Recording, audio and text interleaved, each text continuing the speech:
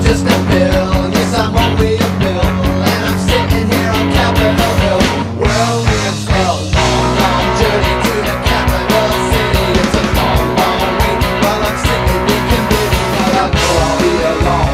Yeah, and I hope and pray that I'll but today I'm just Good morning, this is Bill Scher on the Liberal Oasis radio show, and let the healing begin. It is almost officially over. It is a near certainty that Barack Obama will be the Democratic Party's nominee for president. It is essentially mathematically impossible for Senator Clinton to accumulate the requisite delegates, barring a last-minute, unforeseen bombshell scandal that would drive the superdelegates in the opposite direction. We are going to see the official end of this very shortly.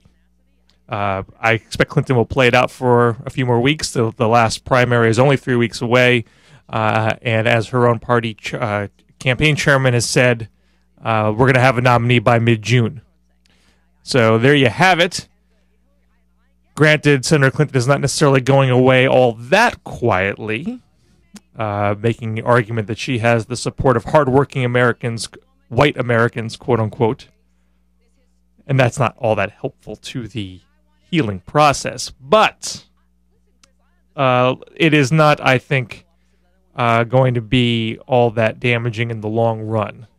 She is going to go out relatively quietly, I suspect. You know, she has lobbed every attack that she has in her arsenal. It did not take him down.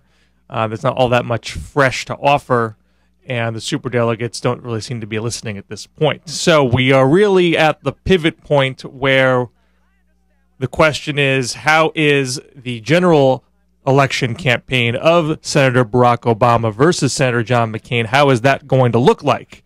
Well, we got a little taste of that already.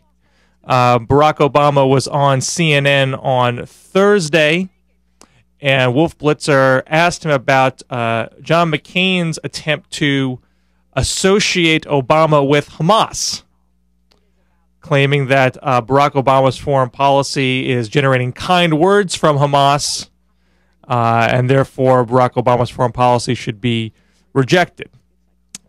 This is what Barack Obama had to say on CNN. This is offensive, and I think it's disappointing because John McCain always says, well, I'm not going to run that kind of politics. And then to engage in that kind of smear, I think, is unfortunate. And he had a few more things to say. Let's run both of those clips back to back. I've said that they are a terrorist organization, that we should not negotiate with them unless they recognize Israel or renounce violence, and unless they're willing to abide by previous accords between the Palestinians and the Israelis. And there's one more. For him to toss out comments like that, I think is an example of him losing his bearings as he pursues this nomination. So there you have it. A few things there to note. Yes, it's true there is one Hamas official that said kind words about Obama, but it's not really based on anything substantive because, as Obama pointed out, they have the exact same policy towards Hamas.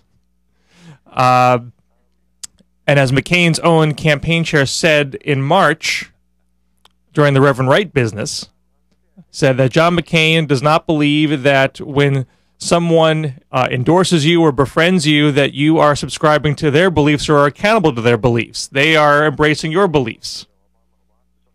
So by McCain's own standard, this is ridiculous.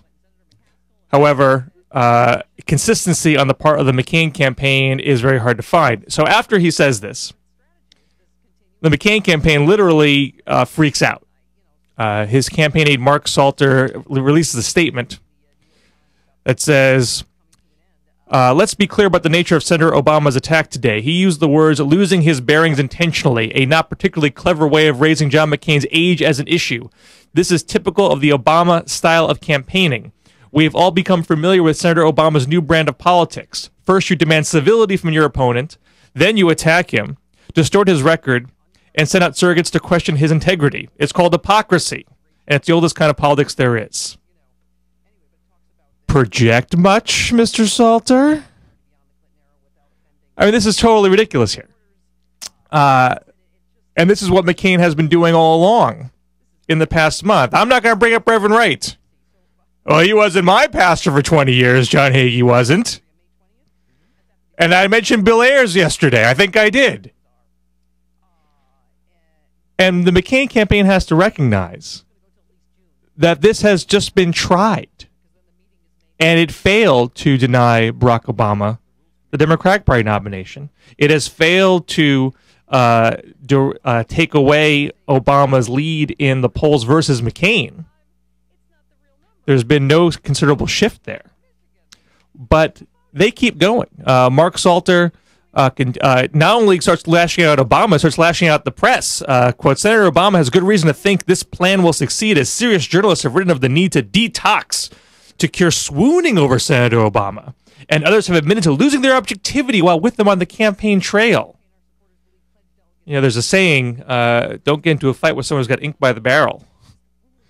And Mark Salter ends by saying, in his victory speech this week, Senator Obama stated that wisdom is meeting with our enemies, including Iran's Mahmoud Ahmadinejad, North Korea's Kim Jong-il, Venezuela's Hugo Chavez, and Cuba's Raul Castro. John McCain couldn't disagree more. Rather than giving tyrants and dictators the prestige of meeting with an American president, John McCain will instead meet with the champions of human freedom around the world and opposition leaders fighting for liberty. We understand why Senator Obama doesn't want to engage in a debate over leadership and judgment with John McCain, but the American people demand that that debate take place. These are serious times that call for serious debate on the profound issues facing the future. John McCain is ready for that debate, and we hope Senator Obama will one day get serious and join it, because a serious debate is playing guilt by association with the Hamas. That is serious. So serious. Not hypocrisy.